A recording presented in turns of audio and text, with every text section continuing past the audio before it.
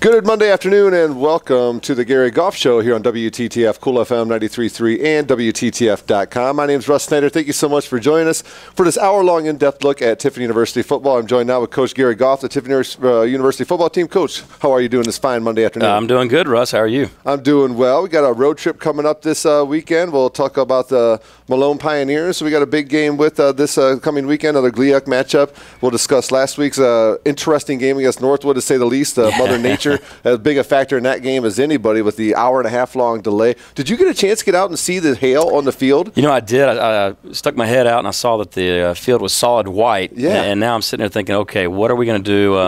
But maybe that'll slow down the Shavers quarterback, their quarterback, because he's so slippery. And, him on ice, I don't know, that might have helped. Oh, my goodness. It was pretty crazy. About an hour and 35 minutes, hour and 40 minutes weather delay at the stadium on this past Saturday as the Dragons fell to Northwood 35-14. We'll review that game here shortly, and we'll preview the Malone game coming up. Also, we'll talk to assistant coach Steve Gilbert of the Tiffin University football staff, and hopefully Logan Snell, one of your defensive backs. Big play, Logan, so far this year with the crazy Mohawk. Oh, he's been clutch all season, I tell you what. The kid's full of energy, and he's worked really hard to get where he's at. So I'm excited to have him on, talk to him a little bit.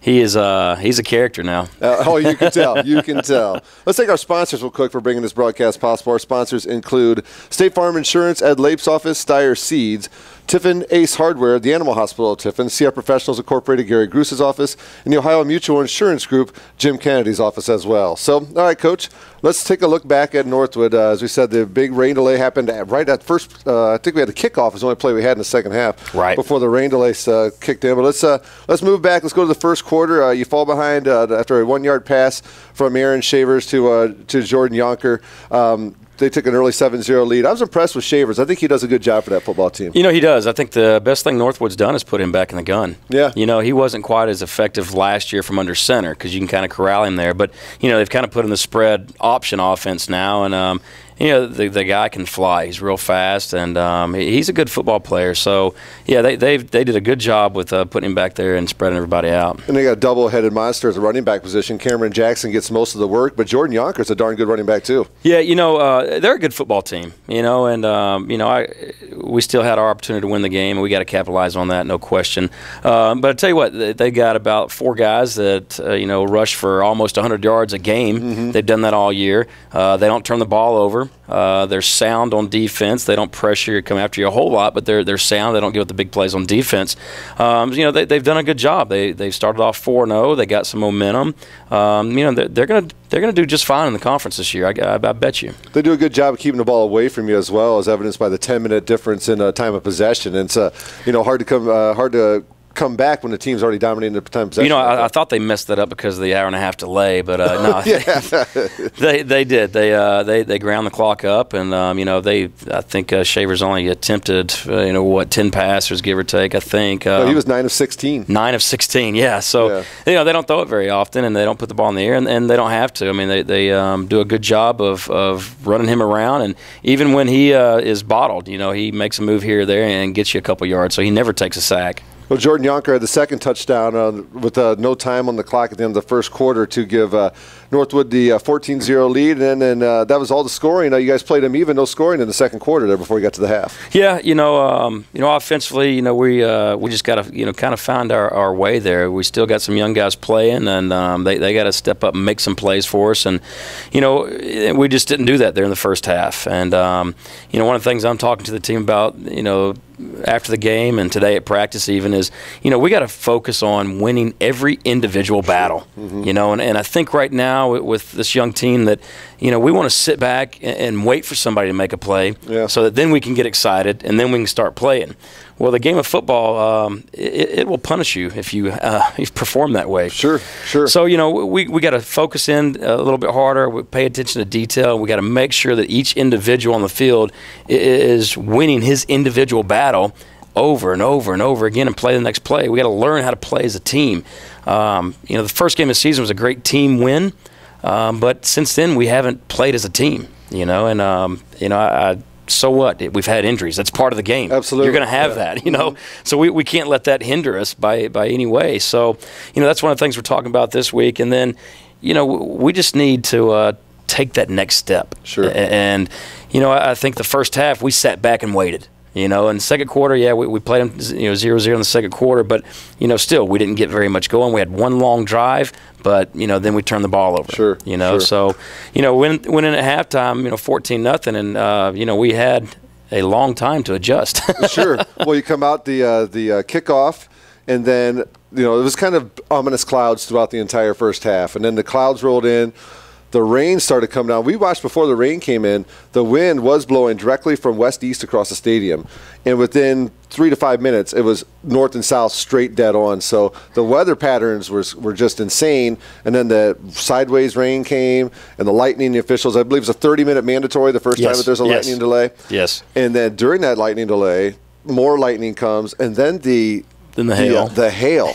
My goodness, seeing that field covered in white was absolutely crazy. Everybody running outside dealing with the weather to snap pictures, but I mean, I've never seen anything like it. That's what I was going to ask you. Have you ever been a part of something no, like that? I mean, we've had lightning delays, because I coach down at Southeast Louisiana where you're going to have thunderstorms every afternoon. Sure. But, nothing like that. I didn't expect when I looked out to check on the weather to see a solid white football field, But I have been told that here in Ohio, if you don't like the weather, just wait. It'll change. Wait a few minutes, yeah. Now, how do you keep your kids from getting tight? How do you keep your kids staying lucid when you got that long of a delay? What do you do? Well, I don't think you're going to keep them, very loose because they're anxious. They're wanting to get out and play. And but what we did is tell them, look, this is an advantage to us right now. We can make some adjustments in here. In Northwood, they wanted to finish the game and get on the bus and leave. They're the ones that had to travel. Absolutely. So we kind of just preached to our guys, hey, get off your feet, relax. The coaches went and we met for about 20, 30 minutes ourselves, came back and got with our positions and talked to them about some adjustments we're going to make here and there, and then just told them, hey, we'll let you know when we're ready. And the officials had already told us they're going to give us 10 minutes to go back out and basically have a pregame warm-up. Yeah, and that's not really a lot of time. No, Northwood wanted like 5 minutes. So I made sure we got our 10 minutes. And then the official said, if you want more, Coach, just let us know. But, 10 minutes was enough because, you get out there and run around for about 7 minutes. Then the adrenaline starts flowing. Yeah, so, I thought that was, maybe an advantage for us. And, it paid off there in the third quarter. Well, the first scoring in the third quarter, Northwood got another touchdown to make it 21-0. And then a little bit of trickery out of your kids. Prado Carrera on the option pass out of Tyler Jones. Yeah, Tyler was a high school quarterback. He ran the option high school. Tyler's got a great arm. And, we had some fun with that all week and set that play up. And, why leave a ball game with, any bullets left, Sure, absolutely. So, we got a good return there. We called that first play of that series, and we scored real quick. And we needed that because they had just scored to go up 21-0. Exactly. So, the next play we scored, make it 21-7. Now our guys got a little excitement on the sideline. Defense goes out there and stops them. 3 and out, and then Logan Snell, we've been working on this block all week too. Logan Snell steps through and blocks a punt and picks it up and scores. To make it 21-14, and I think there was still something like that was at the 6:33 mark of the third period. Yeah, so still all kinds of time plenty of time left in the third quarter. So now we've got a ball game. Absolutely. And now our kids are sitting there going, okay, we can do this. You could feel it in the press box as well. No question. And it was kind of a shame that we had that bad weather because we had a great crowd. Great crowd until the bad weather ran everybody off. We could have used some of that excitement too. But, no, we all thought, hey, this is our game now because the tide had shifted and, their sideline was flat, ours was up, and we were playing really hard. Well, defense goes out again and forces another 3 and out. And then now we get the ball and we're driving. I think we had a nice little drive put together, and we get to a 3rd and 10. And we throw the ball to one of our young players, and he's trying to give us the extra effort there and doesn't protect the football. And, they recover the ball when we're in the red zone on our way to score. Yeah. And I thought that deflated us a little bit, Sure. Because here we got all this momentum, and then that happened. And, felt real bad for the young man. He's a freshman, but, we got to play the next play. It's what we preach, Sure. So they take that ball, and they go 70 yards and score. And that put them up, 28-14. So that's a 14-point swing right there. Yes. And then to kind of make things worse, that same kickoff, we let the ball hit the ground, they recover it, and then they score. Yeah. So as quick as we got back into the ball game, we fell out of the ball game as fast. Yeah. And it's been a up and down, kind of for the last 3 weeks. We'll have a great play, then we let a bad play kind of let us flatten out again, and lose momentum. And we can't let that happen. We got to learn how to play the next play, and we talk about it and we preach it. Us coaches have to get that point across to our young man. I don't care if it's a great play or if it's a bad play. We got to forget about it. There's still a ball game being played. Sure. And but I do think we are learning from our mistakes. As a coach, you don't want to have mistakes. You don't want to have to learn from mistakes. You want to do good and you work hard and win right now. And we're coaching that way, and these young men they gotta take a little bit of accountability and grow up, and our coaching staff we're going to continue to coach hard and harder. We got to take accountability as well, obviously, and get these young men to the point where we want them. I'm sure when you look back at the game, 5 fumbles, 3 of them lost. You shake your head as soon as I say it. Yeah, I mean, you can't turn the ball over. No. Plain and simple. It doesn't matter how well the offense is playing, how well the defense is playing. If you turn the ball over, you've got an uphill battle right now. Absolutely. Because you've just given your opponent an extra possession.